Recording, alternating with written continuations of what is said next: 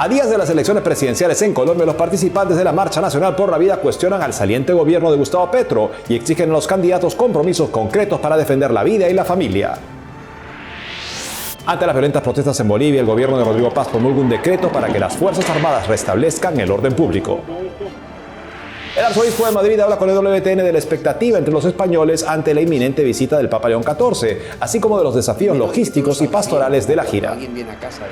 El Vaticano anuncia otro viaje del Papa León XIV a la República de San Marino, estado soberano de la península itálica, el próximo 22 de agosto. En medio de la campaña electoral en Perú, la Iglesia precisa la situación canónica de uno de los asesores del candidato presidencial de la izquierda. Hola amigos, un gusto estar con ustedes, también contigo, Eddie, como claro siempre. Que sí, Natalie, también contigo, con esos televidentes desde los estudios en Lima, Perú. Bienvenidos a su noticiero con enfoque católico de WTN Noticias. Soy Natalie Paredes. Soy Eddie Rodríguez Morel, gracias por acompañarnos. En la fiesta de Jesucristo, sumo y eterno sacerdote, empezamos las noticias desde Colombia, donde a pocos días de las elecciones presidenciales, miles salieron a las calles durante la 20ª Marcha Nacional por la Vida. Frente a esta defensa, los participantes cuestionaron las políticas del saliente gobierno de Gustavo Petro y pidieron a los candidatos presidenciales compromisos concretos. Nuestra corresponsal Ida Lozada informa. Agitando banderas de Colombia en medio de arengas, oraciones y acompañados por imágenes religiosas, personas de todas las edades recorrieron las calles de 75 ciudades del país durante la 20ª edición de la Marcha por la Vida. La movilización llegó este año marcada por un agitado contexto electoral y por fuertes desacuerdos que durante los últimos 4 años han mantenido los sectores pro vida frente a políticas progresistas del gobierno saliente del presidente Gustavo Petro. También para pedir que se retire el decreto 813 del Ministerio de Salud que promueve, permite y casi que obliga la eutanasia para menores de edad y el suicidio asistido. La Marcha por la Vida nació en Colombia en el año 2006, luego de que la Corte Constitucional permitiera el aborto bajo 3 causales. Cuando la salud o la vida de las mujeres está en riesgo, cuando el feto presenta una incompatibilidad con la vida extrauterina o cuando el embarazo es producto de violación. 2 décadas después, la movilización en las calles ha trascendido. Tenemos la bancada Provida, la que está terminando. De los 310 congresistas, 110 pertenecían a la bancada Provida. Y en el nuevo Congreso de la República ya tenemos también bancada Provida con los primeros 70 que se han comprometido a continuar con este esfuerzo. Esta causa también ha sido testigo de múltiples testimonios de conversión. Carol Borda es la protagonista de uno de ellos. Llegó a una marcha por la vida hace 6 años siendo feminista y defensora del aborto. Hoy, recién electa representante a la Cámara, integrará esa bancada provida en el próximo Congreso que tomará posesión el próximo 20 de julio. Que actualmente en Colombia estamos viviendo un genocidio promovido por unos colectivos que dicen defender a la mujer, dicen representar a la mujer, pero no es así. Es llevar esa voz, ese control político para mostrar que la obligación primera del Estado es garantizar la vida desde el vientre en adelante. Entre la multitud que rechaza esas medidas también se escuchó la voz de quienes están en la primera línea de la atención médica. Sí, porque ahorita hay muchas políticas donde quieren hacer abortar a las mamitas y eso no se puede permitir. Aquí estamos luchando. En un manifiesto por la vida presentado durante la movilización en Bogotá, los organizadores acusan al gobierno del presidente Petro de profundizar lo que definen como una cultura de la muerte. Cuestionan las decisiones de la Corte Constitucional sobre el aborto, piden a los candidatos presidenciales comprometerse a revertir esas medidas desde el próximo gobierno y advierten sobre lo que consideran una crisis demográfica y moral en el país. Y hoy en día estamos luchando por una guerra cultural, pero sobre todo espiritual. ¿Y que lleva a eso? A que muchos jóvenes no quieran tener hijos por ideas falsas que le han vendido la academia, las instituciones, el mismo gobierno. Y esa desinformación es total mentira. La marcha también reunió historias de quienes aseguran haber encontrado en su fe y en el acompañamiento provida razones para continuar embarazos de alto riesgo. Claudia Villegas participó en la movilización junto a su hija, a quien define como su niña milagro. Nos decían todos los médicos que la abortáramos, porque venía con malformaciones, porque venía con la aorta del corazón torcida, venía con hidrocefalia, pero siempre estuvimos firmes a la vida porque sabemos que la palabra de Dios nos dice que Él es Dios de vida y no de muerte. 2 décadas después de la primera movilización, la voz de los sectores provida, de católicos y de cristianos, continúa haciendo eco en las calles y en la política del país. Mientras tanto, movimientos feministas y sectores progresistas defienden el aborto como un derecho fundamental de las mujeres y una garantía de salud pública. El resultado de la jornada electoral en primera vuelta de este 31 de mayo, de este domingo, también podría definir el futuro de estas discusiones. En Colombia, Lida Lozada, EWTN Noticias.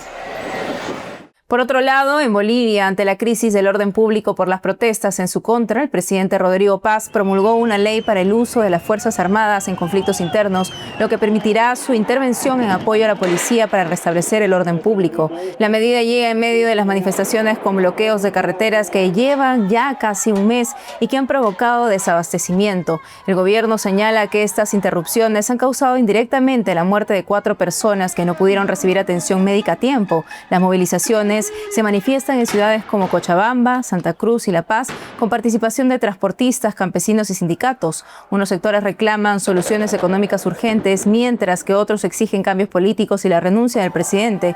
Horas después del decreto, el presidente Paz advirtió que quienes no estén dispuestos a dialogar podrían enfrentar sanciones legales, mientras el país se divide entre el apoyo y rechazo a la medida. Escuchemos al jefe de Estado y a ciudadanos. Si no quieren dialogar, ya los invitamos.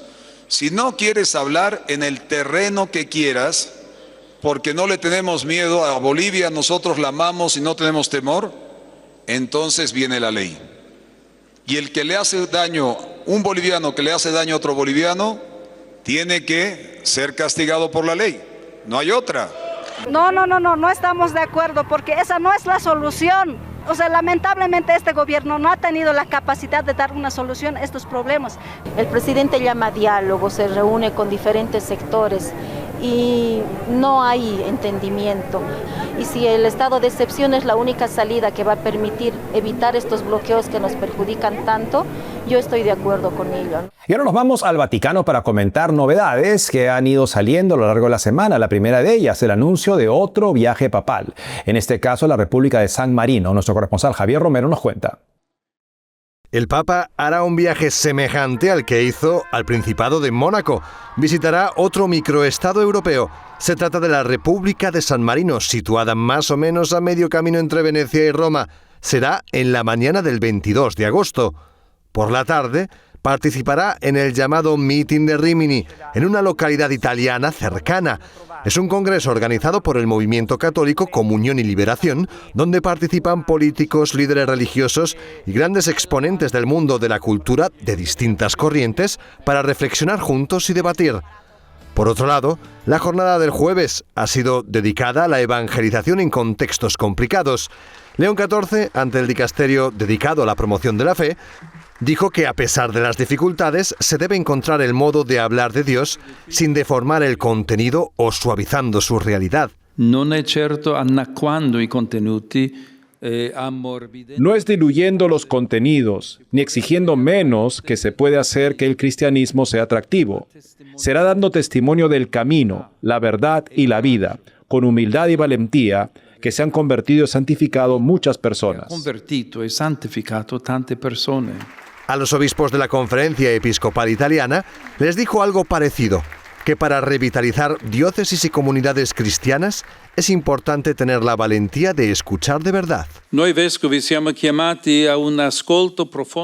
Nosotros obispos estamos llamados a escuchar profundamente, escuchar la palabra de Dios, escuchar al pueblo de Dios y por tanto escuchar los signos de los tiempos. Escuchar también aquello que nos hace dudar de nuestros hábitos pastorales. Donde la escucha es verdadera, la comunidad no se encierra en sí misma, sino que se convierte en un lugar de discernimiento y de misión, y por eso sabe renovarse. A lo largo de estos días, el Papa también pronunció frases contundentes ante miembros del llamado Intergrupo sobre Demografía del Parlamento Europeo, reiteró la necesidad de que se apliquen políticas de apoyo a la familia y que el matrimonio es entre un hombre y una mujer.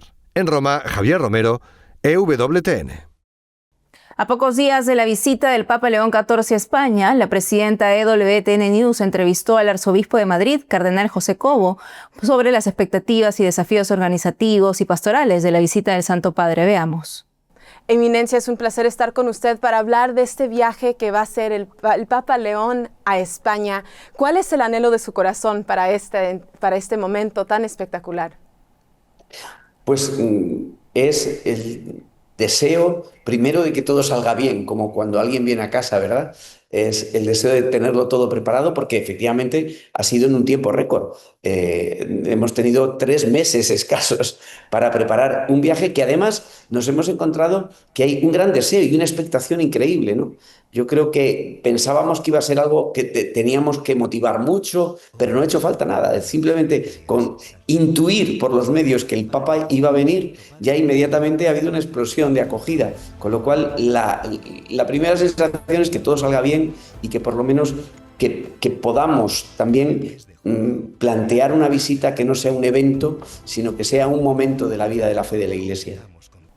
Esa experiencia y tradición de la Iglesia también está llamando muchísimo a los jóvenes. Estamos viendo un movimiento de un avivamiento entre los jóvenes en Europa y específicamente también en España. ¿Qué crees que significa esta visita del Papa para los jóvenes en España? Bueno, pues va a ser una respuesta. Yo creo que es una respuesta a un anhelo que tienen los jóvenes. Yo creo que ahora mismo, y no solo los jóvenes, yo creo que es de una generación muy amplia. Yo creo que hay una experiencia de cierto malestar, una desorientación en general, ¿no? En general. Yo creo que hay una experiencia también de un cierto desraizamiento. La gente necesita anclas que no tiene, ¿no? O sea, no encuentra, estamos demasiado en lo pequeño. Y también hay desesperanza, yo digo las 3 Ds, ¿no? Desesperación, desesperanza. Bueno, pues el que venga el Papa, y esto ya es un resultado que hemos encontrado en la preparación. Encuentra que mucha gente quiere mirar allí porque ve que es una respuesta a eso. Yo creo que la gente joven ahora mismo lo que tiene es un anhelo de buscar la verdad, ¿no? Y de lugares donde se sientan importantes y donde les den respuestas sobre el sentido de la vida. Esa semilla de la que usted está hablando es tan importante, el legado de las visitas de los papas. En uno de esos eventos va a coincidir, usted habló de los conciertos, con un concierto de Bad Bunny. Y sé que seguro le han preguntado esta pregunta muchas veces, pero todo el mundo está muy curioso si va a haber un encuentro ahí entre el Papa y Bad Bunny, una persona que podría también representar algo para los jóvenes en su propio caminar con Jesucristo. Eso depende de Bad Bunny y del Papa. Quiero decir, estando juntos pueden. Pero lo que sí es cierto es que el Papa no está nunca cerrado a hablar con cualquier persona que quiera entrar en diálogo con él, ¿no? Entonces, si en algún momento se puede producir eso, no lo descartaríamos, desde luego. Pero eso depende de ellos dos, ¿no? Lo que sí es cierto es que, efectivamente, Madrid es muy grande para que vean y puede tener distintas ofertas el mismo día. Hay muchas opciones. Esperemos que las personas opten por visitar al Papa. Una última preguntita sobre el gobierno, hablando específicamente del expresidente del gobierno, José Luis Rodríguez Zapatero. ¿Puede ser, en cierta manera, la imputación puede empañar de alguna manera la visita del Papa? Yo creo que no, porque, vamos a ver, la coyuntura política de cada estado, estamos acostumbrados a ir funcionando con muchos sucesos en la vida política, ¿no? Eso es ya parte de la vida y los titulares van moviendo. Yo creo que lo bueno de una visita papal es que, como dice el lema, nos puede ayudar a alzar la mirada, ¿no? Y al ver que, a pesar de la coyuntura política, que es dolorosa, que a veces es, bueno, pero que hay un nivel superior. Es decir, cuando la gente va a la parroquia los domingos a misa, tiene todos sus problemas, ¿no? Pero son capaces de reunirse en una asamblea, de rezar juntos y de mirar al futuro. Exactamente. Última pregunta. Yo tengo mucha emoción de ver al Papa llegar a Montserrat, obvio, porque es parte de mi identidad. ¿Cuál es la parte de la visita que es personal para usted, que es algo íntimo en su corazón? Bueno, yo creo que de toda el poder estar con el Santo Padre y el acompañarle, yo creo que lo más es poder acompañarle para que vea la Iglesia de Madrid, ¿no? Sin maquillajes. O sea que yo creo que como pastor es el enseñarle la realidad tan viva, tan preciosa, que va a empezar con los más vulnerables, que tendrá un montón de momentos, ¿no? Y el poder simplemente decir, bueno, esta es la Iglesia de Santo Padre, ¿no? Estamos dispuestos a escucharle. Yo creo que es la cercanía con el Papa y el poder experimentar desde la mirada del Papa la Iglesia habitual, que es en la que vivimos, ¿no? Eso yo creo que es una experiencia muy honda para cualquier obispo. Pues muchísimas gracias por estar con nosotros y estamos con usted orando por este momento histórico en la Iglesia en España. Muchas gracias a vosotros. Seguro que con vuestra oración y con vuestro apoyo seguimos adelante. Gracias. Hacemos una pausa y al volver. En pleno proceso electoral en Perú, la Iglesia aclara la situación canónica de un asesor del candidato presidencial de la izquierda. Además, exactamente 5 metros de altura y era de la mano del arquitecto al frente de las obras en la Sagrada Familia, profundizamos sobre el icónico templo que visitará el Papa en España. Regresamos con más noticias con Enfoque Católico.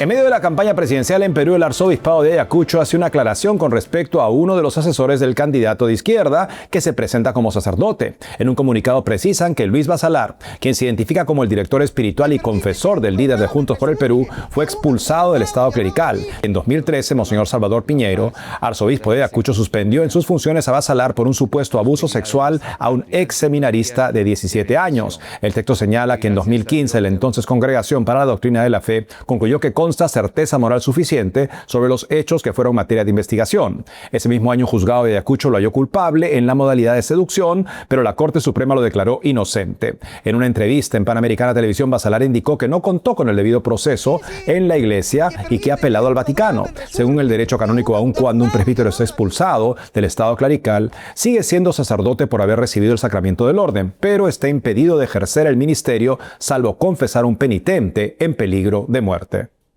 Y la imagen que usted ve ahora en su pantalla dio la vuelta al mundo. El padre Diego Esmeraro, de 82 años, se desmaya durante la última audiencia general del Papa León XIV en la Plaza de San Pedro debido al intenso calor tras varias horas bajo el sol.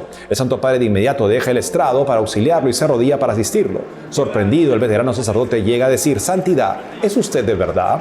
El Papa no solo se preocupó por su estado, sino que también le estrechó la mano y le entregó un rosario como señal de cercanía y apoyo espiritual, según testigos, reporta Vatican News. Tras el incidente, el Servicio Médico del Vaticano confirmó que el cura no presentaba problemas graves. El padre Diego, con décadas de ministerio, ya tenía una conexión especial con el Vaticano. En 1970 fue ordenado sacerdote en la misma Plaza de San Pedro por el Papa Pablo VI. Cercanos a la visita del Papa León XIV a España, WTN acaba de estrenar el documental Sagrada Familia, la obra que une cielo y tierra. Y en WTN Noticias lo mostraremos por partes. En esta primera entrega presentamos a Jordi Faulí, el arquitecto que está al frente de la construcción de la Sagrada Familia, con una profunda comprensión del legado de Gaudí, ha acompañado al templo en una de sus etapas más decisivas. Veamos el especial conducido por Paula Flynn.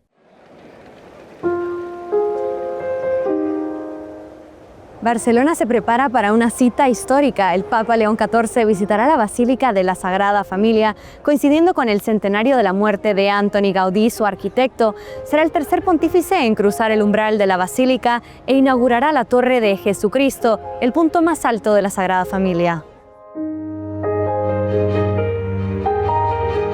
Miradas asombradas hacia lo alto llenan la Basílica de la Sagrada Familia.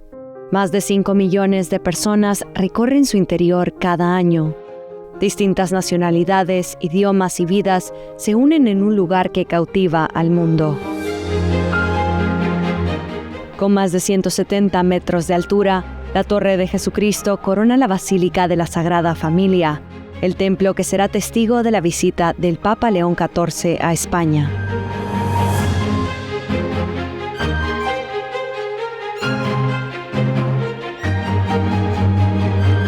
La visita del pontífice a la Sagrada Familia no es casualidad.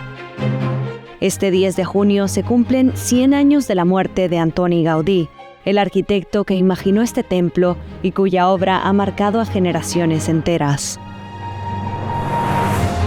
Para descubrir el templo que recibirá al pontífice en esta visita, cruzamos el umbral de la Sagrada Familia y nos abrimos paso hasta el balcón del Juve. Desde aquí, las maquetas del arquitecto cobran vida y se pueden ver las columnas que parecen árboles en un bosque de piedra y que soportan el peso de la bóveda. Esta es la maqueta más importante de Gaudí porque tenía exactamente 5 metros de altura y era la nave principal que llega hasta 45 metros. Esta columna sería esta columna o esta, como se va ramificando, igual que la maqueta, para apoyar las bóvedas de naves laterales, bóvedas en la nave central. Y todo peso comunicado directamente al cimiento.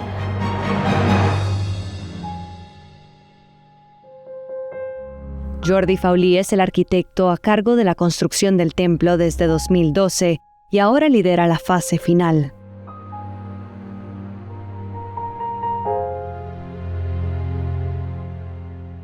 Nuestra obligación es seguir con la construcción de la Basílica de la Sagrada Familia, siguiendo con fidelidad el proyecto de Antoni Gaudí.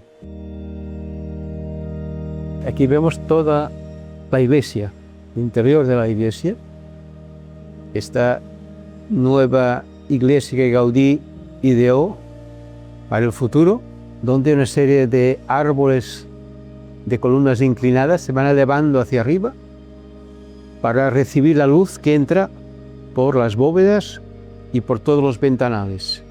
Al estar la estructura integrada en el interior, en las columnas del interior, permite que entre el máximo de luz por los ventanales y que también entre luz por las 300 claraboyas que hay en las bóvedas. Todo para hacer levantar la mirada hacia arriba, hacia Dios. ¿Qué es lo que quiso Gaudí que fuera la Sagrada Familia? La Sagrada Familia, primero, es expresión de la fe cristiana, porque todos los elementos de la Sagrada Familia son expresión de la fe cristiana, tienen su simbolismo, su contenido teológico. Y Gaudí quería que las personas viendo la Sagrada Familia entendieran la fe cristiana y se elevaran hacia Dios y se sintieran acogidos y se sintieran amados por Dios. Lo que buscaba Gaudí sobre todo era la belleza, para que la belleza llegara al corazón de las personas, de todos los que entraran, piensen lo que piensen. Y seguro que el interior, el exterior los impacta en todas las personas, de una forma o de otra. Gaudí, la fe cristiana la expresa, la historia de la salvación la expresa, no solo con el arte, con la escultura, sino también con la forma de la arquitectura. La fachada del nacimiento es diferente que la de la pasión, porque una expresa el gozo de vivir, donde toda la naturaleza está exultante alrededor del nacimiento de Jesús. Y la de la pasión, con columnas tensionadas, inclinadas, expresan la angustia, el dolor de la pasión y muerte de Cristo y del dolor existente en la vida. La fachada de la gloria, Gaudí planteó un monumental pórtico delante de las 4 torres de la fachada de la gloria, con una serie de linternas que parecen como trompetas que se irán elevando, aumentando en medida y elevando hacia el centro para expresar un sentimiento de elevación hacia arriba, hacia Dios. ¿Por qué lo quiso así? Gaudí escribía que desde la cruz, por unas ventanas acanaladas, se contemplaría el panorama, porque uno cuando esté en la cruz de Cristo vea el entorno de la Sagrada Familia. y por tanto vea claramente que no estamos solos, que estamos rodeados de muchas personas con quien convivimos y a las cuales Cristo nos pide de amar y de servir. Él quería conmover las personas, conmoverlas viendo las fachadas,